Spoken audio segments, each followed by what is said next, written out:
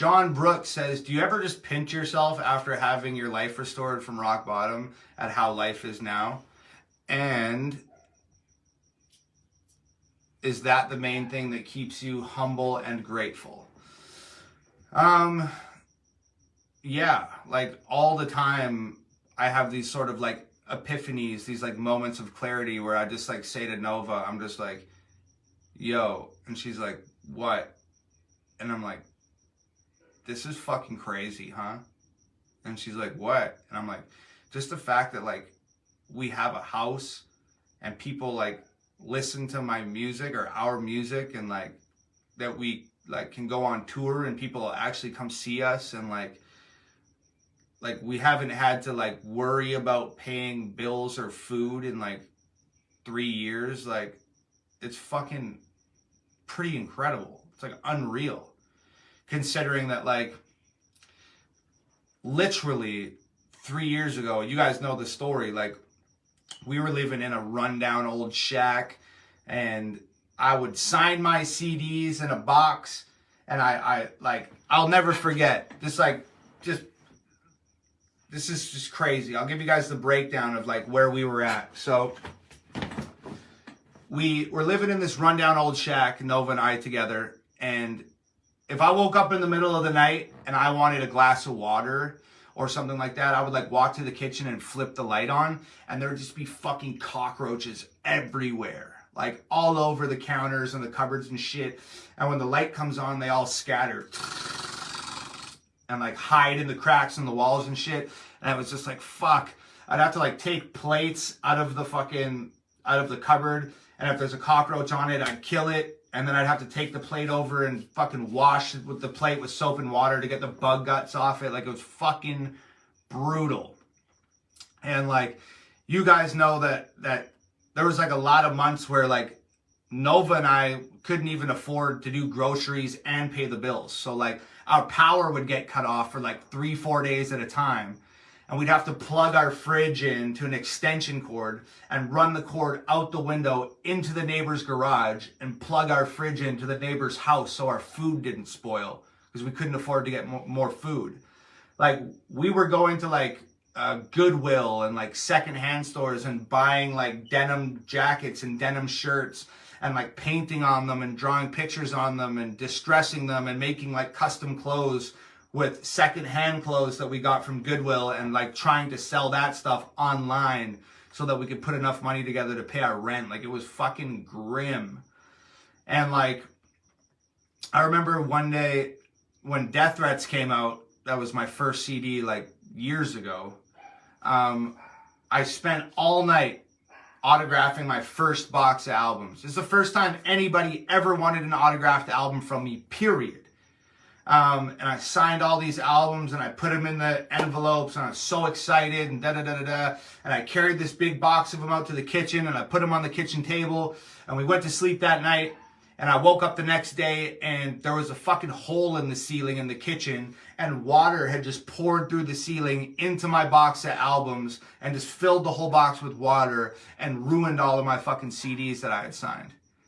Like, it was fucking horrible, man. Like, horrible, horrible, horrible.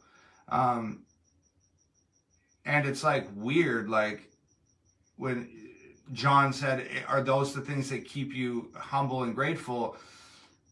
I feel like that shit was 3 years ago, and it feels like it was fucking yesterday. Like, it really, truly feels like it was yesterday. And all that shit was like hot off the heels of a huge fucking mental breakdown where I couldn't even function properly. I couldn't talk, I couldn't eat, I couldn't make music, I couldn't do things. I moved back in with my mom and lived with my mom for 9 months. And then to get out of that situation and move out, and me and Nova are living in this fucking rundown shack, like, that shit feels like it was fucking yesterday to me. Like, I know that there's some people out there who have gone through some pretty serious, gnarly fucking shit. Like, whether they went overseas and fought in a war, or just like went overseas with the military, or were in a fucking car accident, or saw somebody die, or had some like really traumatic shit happen in their lives. And I know that those people have like extreme fucking brutal PTSD in many cases. But I swear there is some sort of this like subliminal PTSD from living in that environment and like that constant stress and worry of like, is the power going to get cut off? Do I have to ask the neighbors to plug our fridge in again? The fucking bugs everywhere, water coming through the ceiling, fucking having nothing and struggling. There's like some sort of subconscious PTSD from that shit because it feels like it was yesterday still. And I mean, I don't feel any different. I don't, you know, it's weird, man. Some people like become like a famous actor or a rock star or a fucking painter or an athlete or whatever, and they like totally fucking lose themselves in their accomplishments. They become so fucking close to their work that they like sort of become it, and like they lose all regular relationship with reality. And they get these like superiority complexes where they're like, oh, well, I took myself to this higher level and I'm on this high level now and there's all these other people that are beneath me and like, and I'm better than them and I got more money than them and I'm cooler and more talented and more skilled. How fucking deluded do you have to be to like reach a place where you totally like have this, you start looking at your life through this distorted fucking lens, like that you think you're better than everybody else and that life doesn't owe you shit. Like life doesn't owe you a fucking thing. Like you get what you work for and sometimes you don't. And you get what you deserve and fucking sometimes you don't. And just because you get it doesn't mean that you're fucking any better than anybody else. You know what I mean? It's like they completely become detached from the hard times and the bullshit that they had to go through to get there. And all of a sudden they're just become some fucking elitist prick. Because they forget what it was like to plug your fucking fridge into the neighbor's house. And they forget what it was like to have cockroaches all over your kitchen. And they forget what it was like to fucking have water pour through the ceiling and ruin your shit. But I will never fucking forget about that. That shit was like a fucking branding iron. It like left a mark on me and I will just never fucking forget it.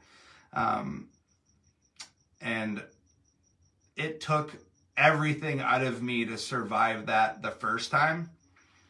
And a lot of people have this lust for more money, more cars, more clothes, more houses, more. I don't have a lust for more. I have a fear of going back to having fucking absolutely nothing.